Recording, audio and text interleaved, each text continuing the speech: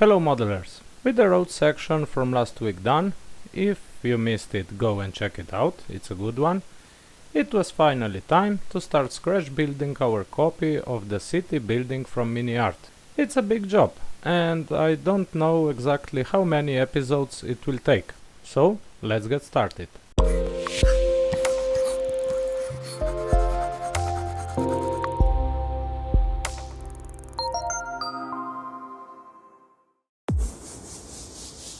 I took a picture of the actual piece from MiniArt's website and resized it on the computer. Luckily, MiniArt always adds a photo with rough dimensions. Then I 3D modeled all the features. And here it is, our overall view. For the windows and doors, I will use this kit of house accessories. At least, I bought something from MiniArt. When you are designing your house, always check the measures of the accessories. So, I printed the, let's say, cut-through layer and glue it on Kappa foam board using stick glue. Then, I started to cut out the sections precisely. After all was cutted, I flooded the surface with water and peeled away the paper. And not just the white paper. Be sure to remove also the cover paper from the foam board. I painted all the front part with PVA with a little amount of water. Then I sprinkled the surface with fine sorted gravel. This was 0.1 to 0.3 mm, but you can use fine sand. You must try to apply it evenly, but in a random pattern. How smart was that, huh? When it was still wet, I tried to break down accumulations with stippling motion. After 30 minutes of drying, it was time for the plaster. I used a wall repair instant filler. It was applied with a spatula over the sand. Try to keep it even. As you can see, we can still see the back foam underneath. While the filler was still wet, I started to remove it from the holes.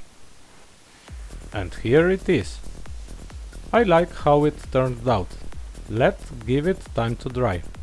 After 1 hour of drying, I gently sanded the whole surface with a superfine sanding sponge from 3M. This way we smooth out the rough spots and give it a realistic finish. It was time to do the recessed parts of the wall. I made 2 pieces with stucco. Then I traced the cutted pieces. I cutted them out. This way you have a piece with an even surface. I made a frame from 1 mm cardboard and glued it on balsa. Then I glued our stucco piece on the balsa with CA. Our insert was glued from the back part also with CA. And here we have a recessed part of the wall. I added 5 mm balsa pieces to the back to give the structure some depth. I started cutting the frames for the doors and windows from 1 mm cardboard. I used actual accessories to check the dimensions. A tip from me. If you want precise openings, never trace the elements. Always measure them and draw a plan on the cardboard. Now it was time to impregnate the cardboard to make it stiff and to get loose of that hairy style.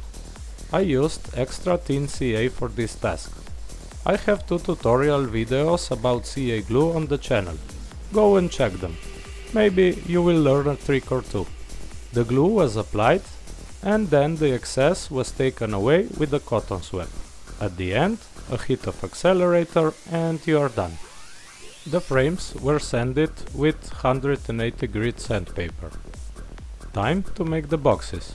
I prepared 10 mm stripes of cardboard cut it to length.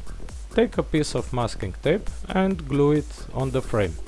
Then take a piece of 5 mm balsa, which is the exact same dimension as the opening, and put it on the tape. Now I started mounting the box with medium CA. There are no shortcuts. Take your time and make it good. When you are done, peel away the tape and take out the balsa. And here is our box. Thanks God, there are only 2 doors and 2 windows on this facade. Gently cut away any protruding cardboard and then proceed with sanding. The inner parts of the boxes were impregnated too. The procedure was always the same as with the frames. Because the surface is filled with CA, I was able to scribe a groove around the frame to make it more interesting. First with a scribing tool, and then with this sculpting dental thing. Now the groove is almost invisible, but with paint and a dark wash inside it will pop out for sure. And here are our finished boxes. I applied a strip of balsa to the lower part of the window to add some detail. There was a ton of work, but it was worth it. Now it was time for some dry fitting. The openings on the facade were too tight, so I could not align the frames properly. So I simply enlarged the openings and now the elements have some space to move. I draw some lines to help myself aligning the frames.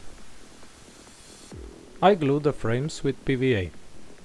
When you put them in, you have plenty of time to position them. Always take away excess PVA immediately. I made some ornaments from cardboard. I simply cutted them out. And then added a central element with PVA. Then I peeled away some cardboard and sanded it to make it thinner. After impregnation, it was time to mount them. Again, PVA was used because of the adjusting time.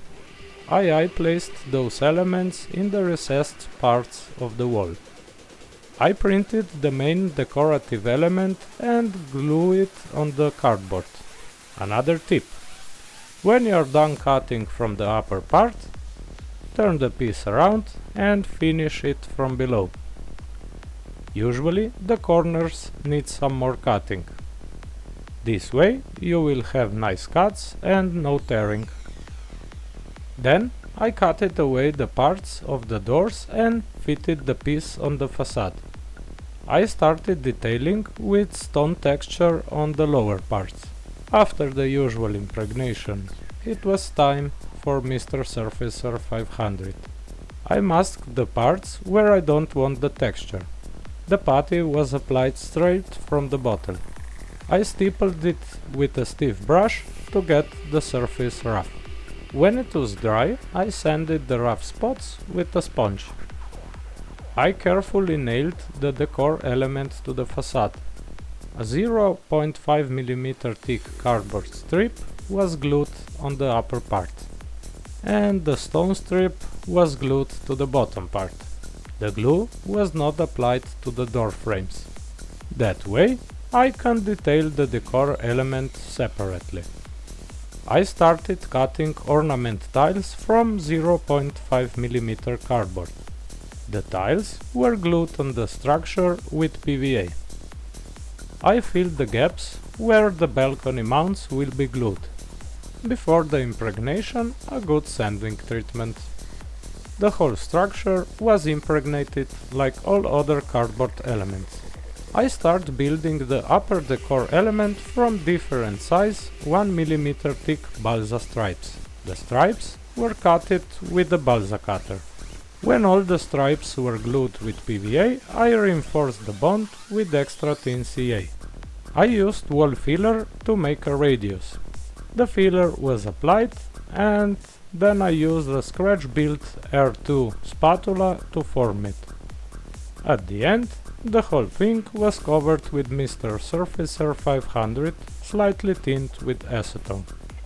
Now it was time to glue the decor structure to the facade. PVA was used and I nailed the cardboard to the facade. I drew the balcony dimensions on some 3 mm balsa. I added a strip to help me guide the first row. Then I glued on some plaster tiles without any gap between them. And our balcony pavement is done. You can check my previous video for the details about the tiles. I glued some balsa stripes around the pavement to make a finished look. And in the end, the balcony was cutted out. I gave the balsa a coat of Mr. Surfacer 500. The balcony supports were wrought and cutted from 1mm cardboard. I glued 2 and 2 together with extra thin CA to give it some thickness.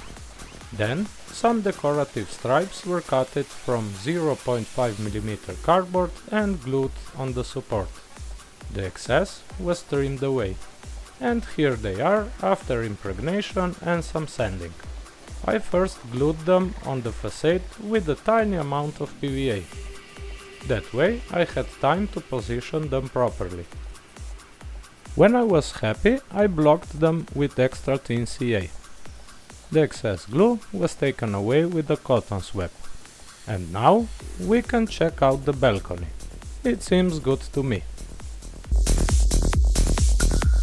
The upper decored stripe was glued to the facade with medium CA. Then the bond was ensured with extra thin CA. The recessed wall parts had some gaps. I carefully filled them with some wall filler and some water. Here the foam was opened and I didn't want to risk any melting down. And here it is, a week of work.